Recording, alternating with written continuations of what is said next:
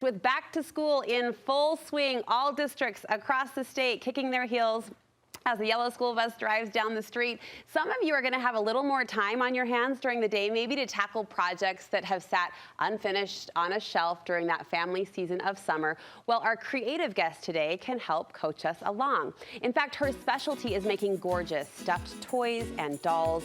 Just the kind of handmade heirloom that you might want to make for your little person in your life. Kristin Baird makes stuffed dolls and animals in her own special way and style. Welcome to Studio 5. Thank you. Thank you for being here. So we're getting inside your artist mind for making plushies or stuffies. Describe your style, Kristin. So I would say that I have more of like a vintage silhouette, but with modern fabrics. So you'll notice, like with what I've got here, I love doing embroidery, and so I have some dolls where I hand embroider their faces, but I also knit and crochet, and so I wanted to use those more expensive yarns, and that's kind of how I got into these dolls with the hand-dyed yarn hair.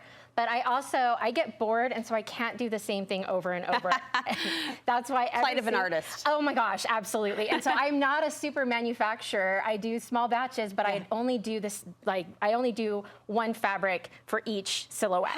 It has specialty. So everything's unique. Yeah. So you can see here what we've got. I basically make kitties and bunnies, although I might be adding some more animals. I'm thinking about it. Your critter circle might be expanding. Yeah, I think so. I mean, it depends on demand. So if people want it, what are you toying with? What's the animal in your mind? Thinking about doing a bear for Christmas. Oh, so cute. We'll see. Now, when you say vintage silhouette, describe the silhouette that's classic and timeless. So if you look at, for example, this is what you would see, same kind of pattern back in the 50s, back, you know, has that nostalgic feel. So you've got this cute little simpleness to it, right? There's not a lot of complication going on. However, where the complication comes in is actually with the fabrics. So you'll notice I have a lot of bright, colorful, crazy fabrics, and that's kind of my personality a little bit. I don't know if that's obvious. I love that you kind of meet two customers' needs. First of all, the parents. I appreciate that vintage touch and charm you described. But the modern colors and the patterns, I'm sure, attract little eyes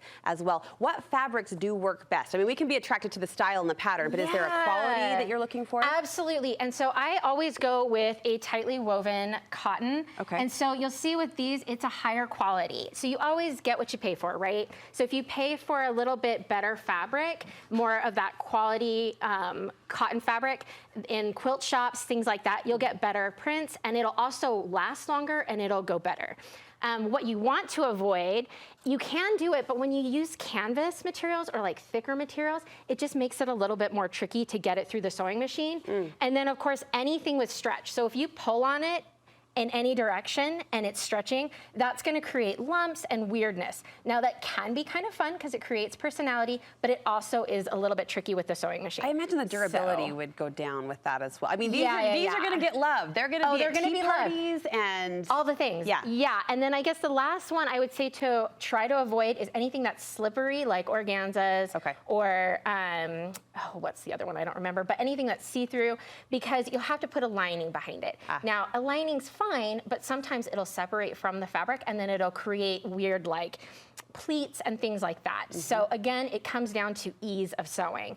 So and a lot of sewers may have tried to make a stuffy or a plushie before. Where do we go wrong?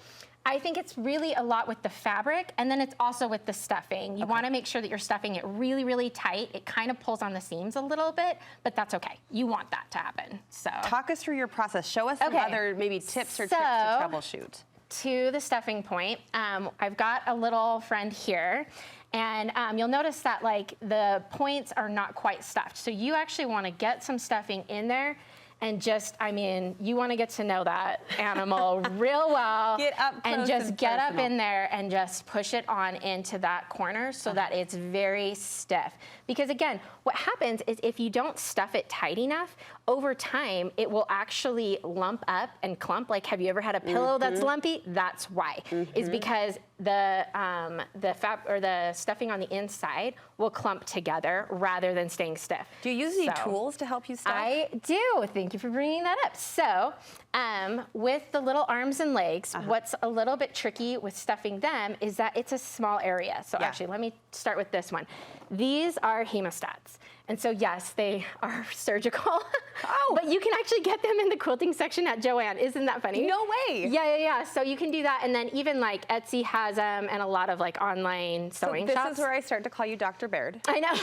There are Dr. Bairds. I am not one of them. Close though. But you use those because they have a long kind of neck to get down. So it's also that and the pinch, right? You can grip. Because if you have to be stuffing it in there with your fingers, it gets a little bit wonky. So I just grab and go like this, and it's so much faster than trying to shove it in there just with my own fingers. And so you can get it all the way down in there to those little nooks and crannies and make sure that it's stuffed really well. What are those tools for? Okay, so this is pretty dang cool too. This is life-changing, and I just found out about it maybe a year ago. Okay, so another thing that's hard is turning these right side out. Anytime you have a little tube, it's really hard to turn that right side out. And you can use the hemostats, but I find sometimes they'll rip the fabric.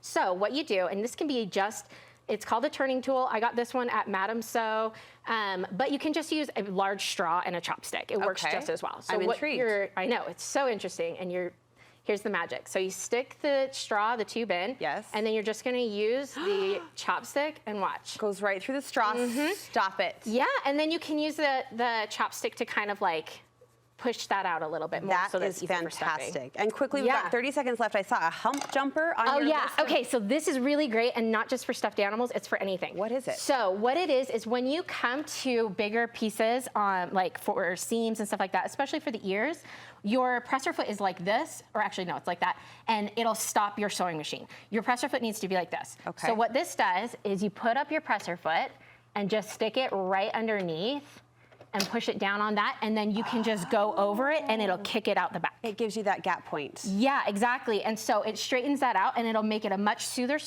sewing. And especially when you're doing like top stitching or anything like that, you don't want to have like clumped up stitches. Right. Or you don't want to have your thread catching anywhere. So that helps you with that. Well, you are talented. These are darling critters. Thank you for sharing them with us. Where can we see more of your work? So I'm actually going to be at the Utah Art Market in October. I think it's the 12th through the 14th. Okay. And then I'm online at heykittyrae.com. Okay. And then I'm also dropping off some animals tomorrow, or maybe today, at Bountiful Davis Art Center, so at their gift shop. So you can find me in person there. Okay. And then on Instagram, heykittyrae. We'll find you there. Thank you for sharing some tricks for the rest of us, too. Of course, We thank you. appreciate it.